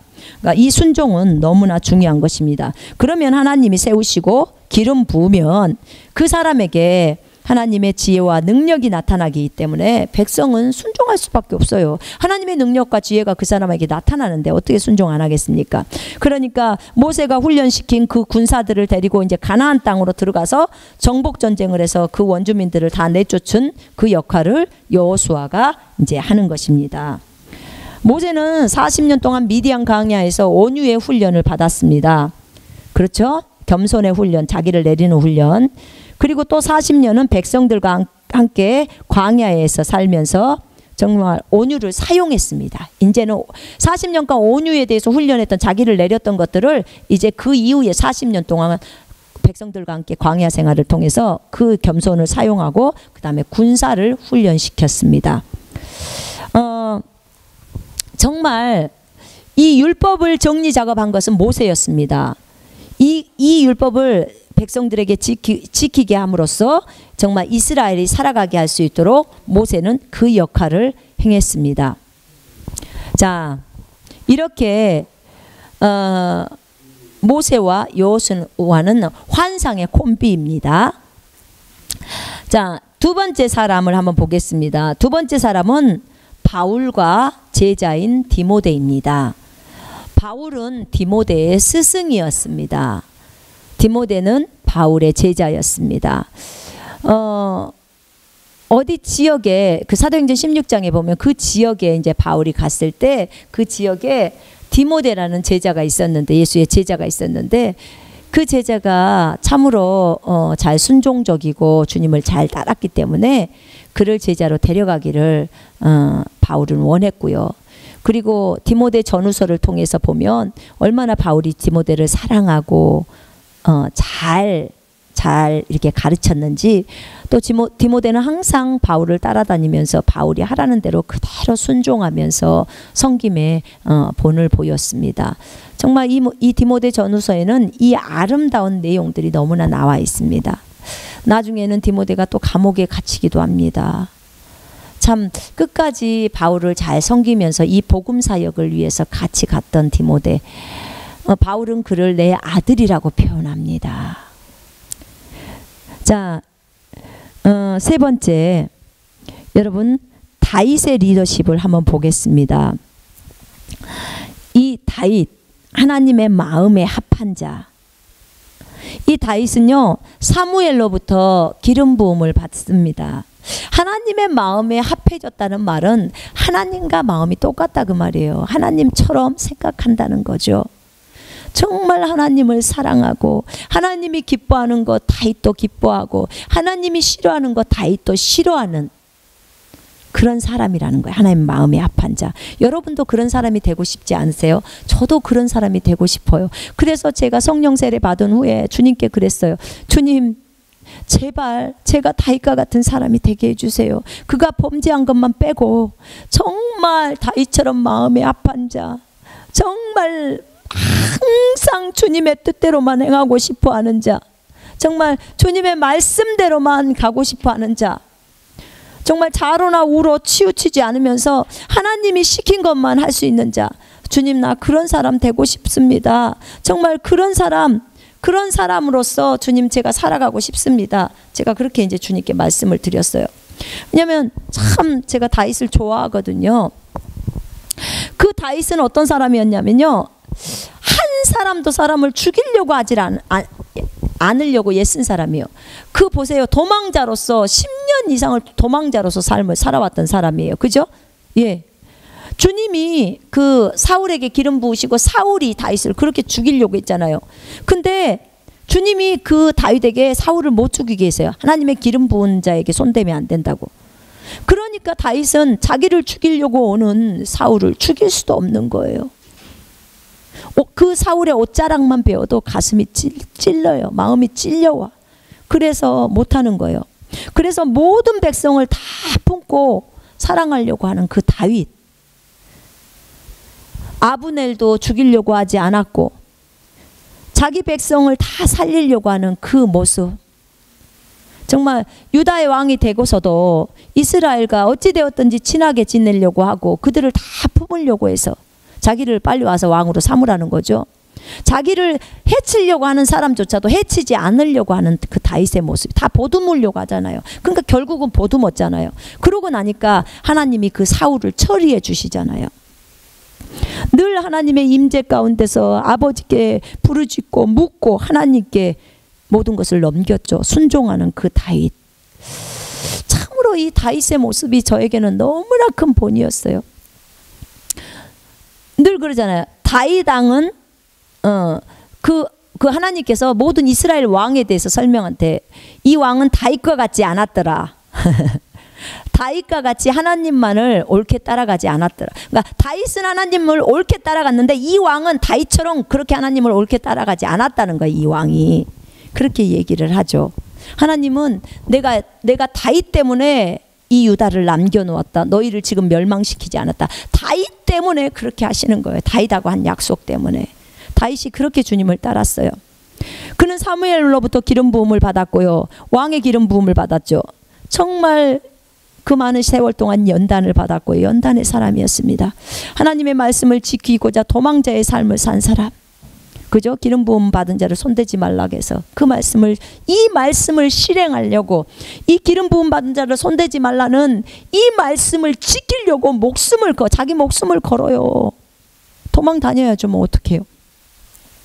평생 마음을 다하여 주님을 따랐어요. 평생 마음을 다해서 주님을 따랐어요. 열왕기상 14장 8절 한번 볼까요? 정말 우리 한번 읽어봅시다. 열왕기상 14장 8절.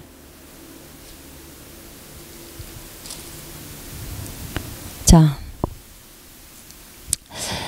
나라를 다윗의 집에서 찢어내어 내게 주었거늘 너는 내 종 다윗이 내 명령을 지켜 전심으로 나를 따르며 전심으로 나를 따르며 나 보기에 정직한 일만 행하였음과 같지 아니하고. 여로보암한테 이렇게 말하는 거. 다윗이 이렇게 했다는 거죠. 내 종 다윗이라고. 주님은 감히 자신의 종 다윗이라고 말합니다. 너무 기뻐합니다. 이렇게 말하기를. 내 종 다윗이 내 명령을 지켜 전심으로 나를 따랐다는 거. 나 보기에 정직한 일만을 했다는 거예요. 자, 그러면 15장 5절을 한번 보십시다. 거기에 이는 다윗이 햇사람 우리아의 일 외에는 평생의 여호와 보시기에 정직하게 행하고 자기에게 명령하신 모든 일을 어기지 아니하였습니다. 하나님의 일을 어기지 않았다는 거예요. 정직하게 행했고. 하나님 저도 다윗과 같이 되게 해주세요. 제가 이렇게 기도했습니다. 자, 이게 다윗의 리더십이에요. 하나님의 말씀을 지키기에 목숨 거는 다윗. 백성들을 사랑해 산 사람도 죽이고 싶어 하지 않는 다윗. 모든 사람을 다 품고 싶어하는 다윗. 네 번째 사무엘의 리더십. 백성을 위해서 기도를 쉬질 않았어요. 여러분 중보자예요. 중보자라는 우리도 밤에 잠자고 싶죠. 근데 주님이 일어나서 기도하래요. 우리가 기도 안 하면 주님이 일할 수가 없다는 거예요. 그래서 다른 사람 다 자도 일어나서 기도하는 거예요. 사무엘이라고 왜 잠자고 싶지 않았겠어요. 그런데 그 나라의 백성들을 위해서 중보해야 되기 때문에, 그렇지 않으면 나라가 어렵게 되기 때문에 중보자로서 일어나서 기도하는 거예요. 얼마나 정말 이 중보자는요, 제가 볼 때 꼭 심장과 같은 역할을 해요. 우리 몸의 기관에서 심장과 같은 역할. 중보자가 없으면 이 나라 망합니다. 전 세계 망해요.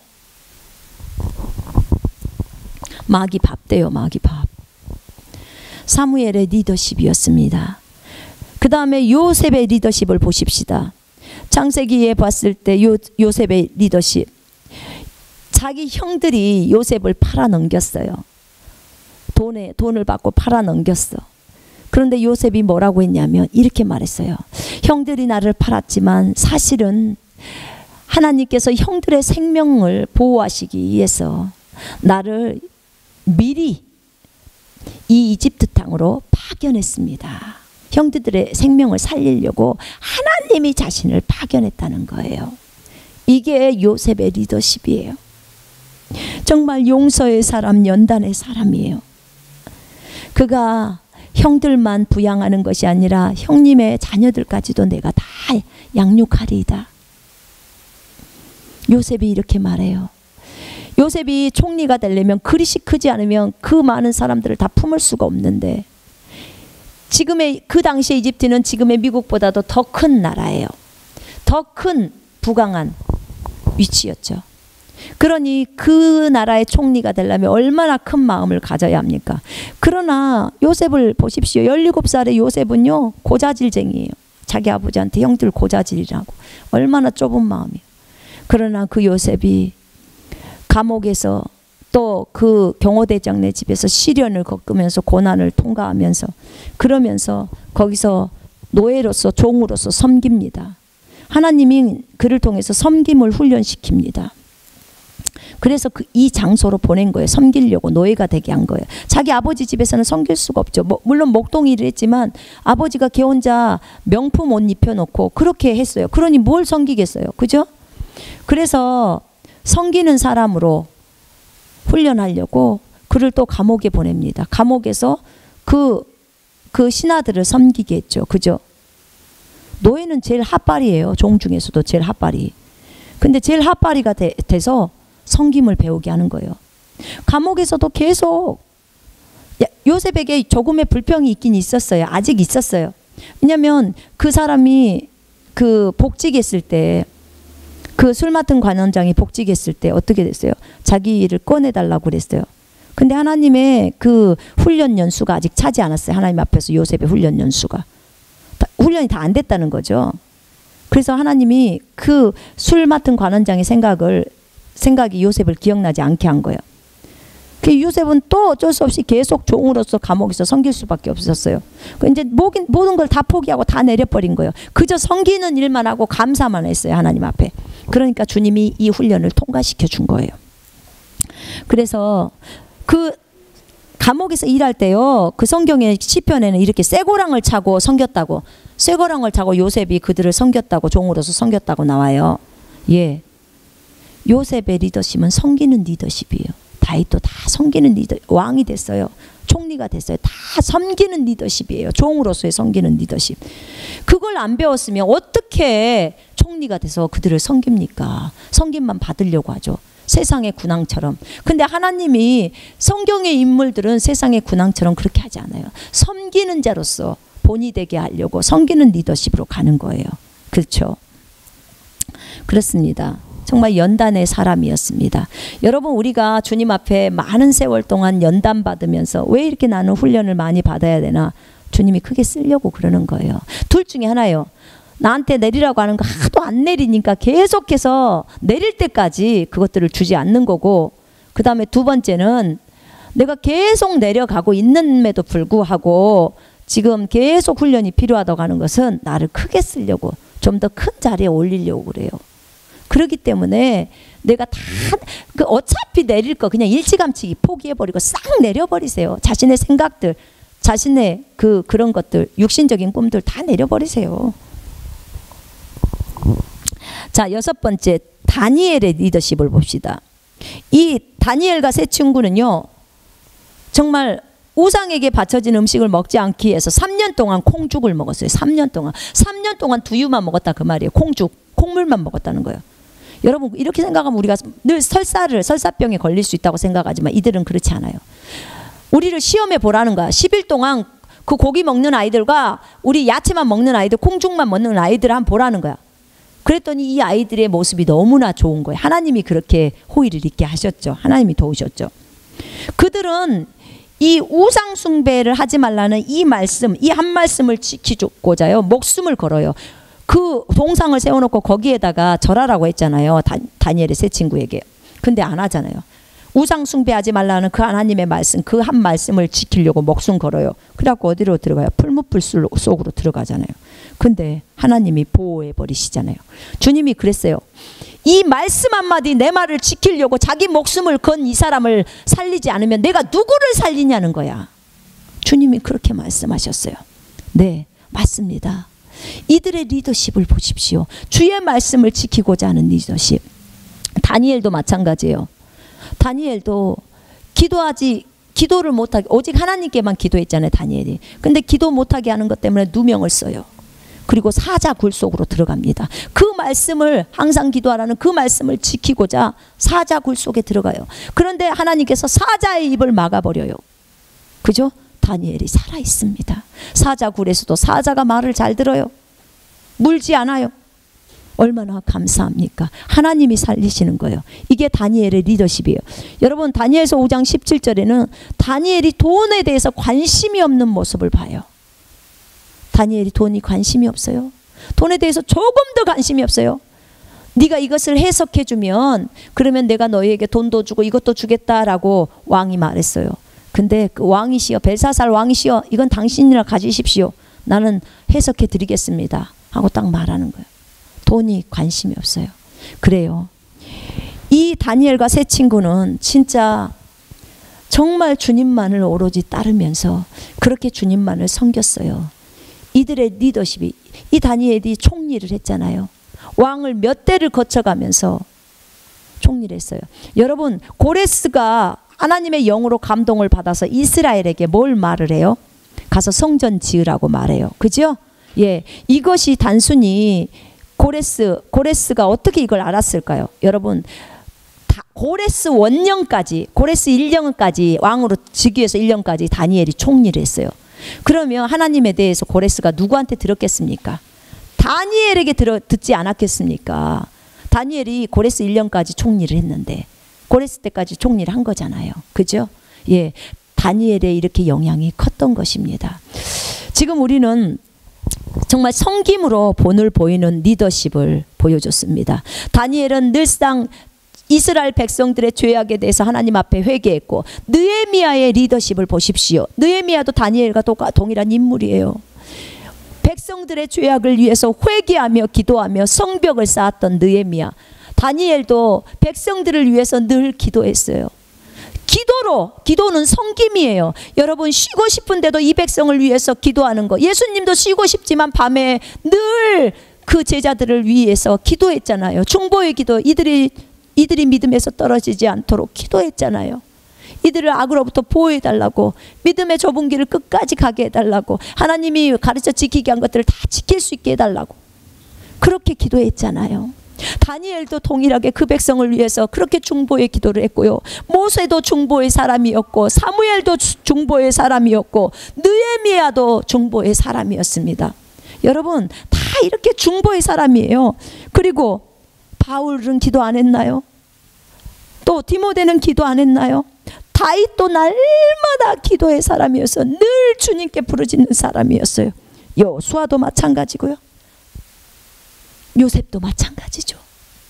여러분, 우리가 이 성경에서 삶으로 본이 되는 리더십, 이들은 섬기는 리더십이었어요. 정말 우리 예수님께서 이 리더십의 본으로서, 우리 새피조물의 본으로서 이 땅에 오셨습니다. 우리는 그 예수님을 본받아서, 예수님이 진정한 우리의 스승이시고 섬김의 본이시고 우리의 진정한 멘토이십니다. 우리는 그분만을 따라갈 것입니다. 여러분도 저와 함께 우리 구주 예수 그리스도를 본받아서 정말 그분이 우리에게 주시는 그 섬김의 본을 따라 그렇게 정말 우리 예수 그리스도를 섬기면서 함께 가시지 않겠습니까? 오늘 강의는 여기서 마치겠습니다.